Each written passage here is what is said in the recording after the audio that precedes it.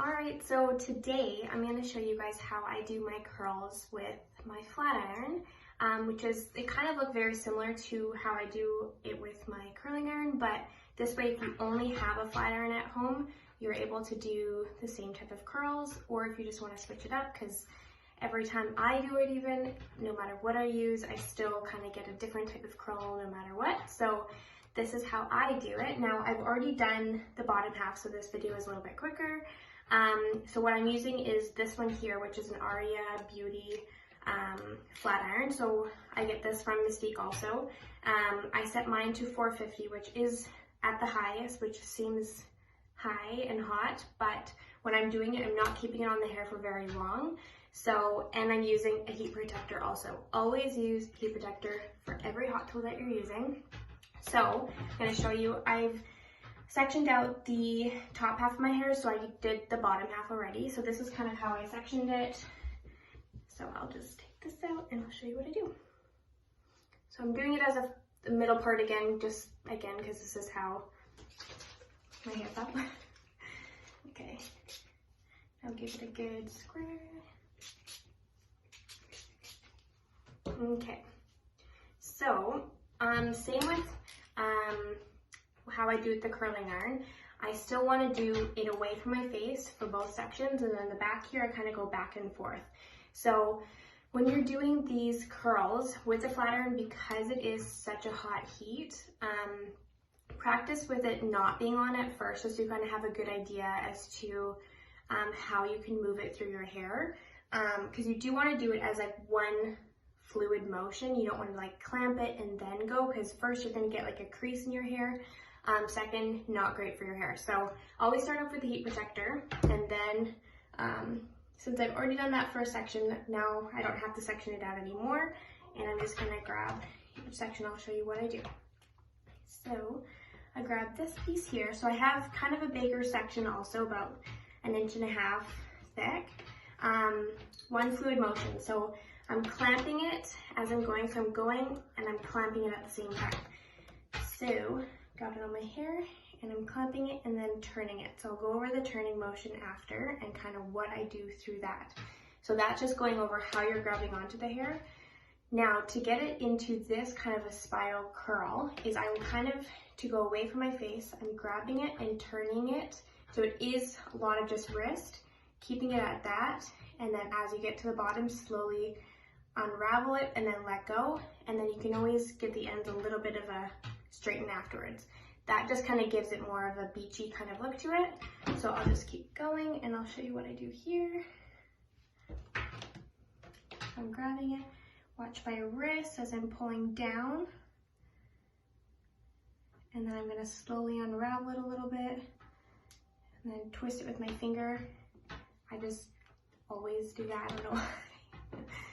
And then grab this piece. So you kind of want it to be this kind of S shape. I keep grabbing.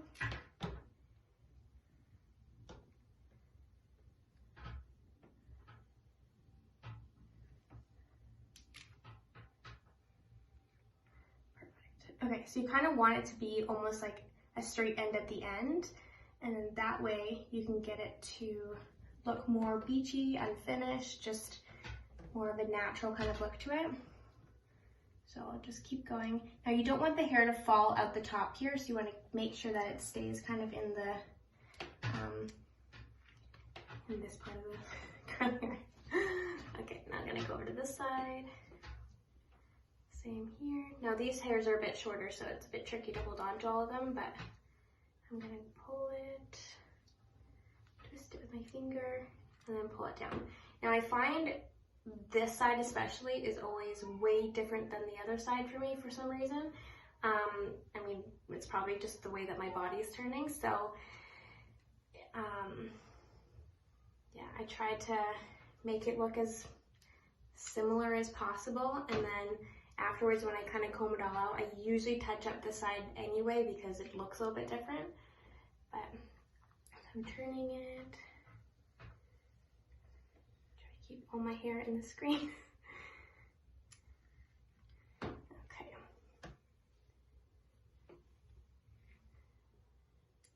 Now you don't want to have too much hair in your sections either, because if you have too much hair, then it's not all gonna curl, first off, and it'll start falling out of your flat iron.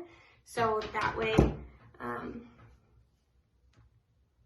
got a piece right there, that little guy. And then I have to do the back still.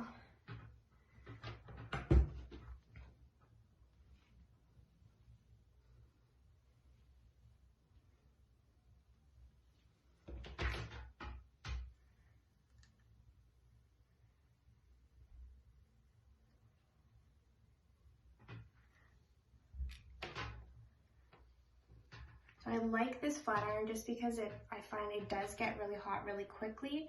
So if I'm in a rush, then I can just turn it on and in a minute I can do my hair.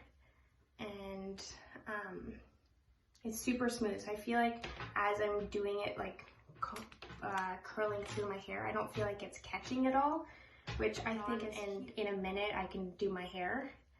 And it's super smooth. So I feel like as I'm doing it, like curling through my hair, I don't feel like it's catching at all, which I think is huge because you don't want your hair to be in the flat iron for longer than it needs to be.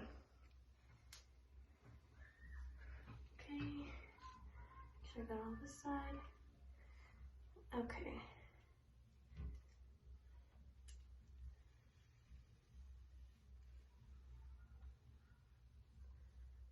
So I always I don't know why, I always just twist it in my finger afterwards, but you can just let it go and then grab onto the ends afterwards and just do that with it. And then when you comb it all out with your fingers,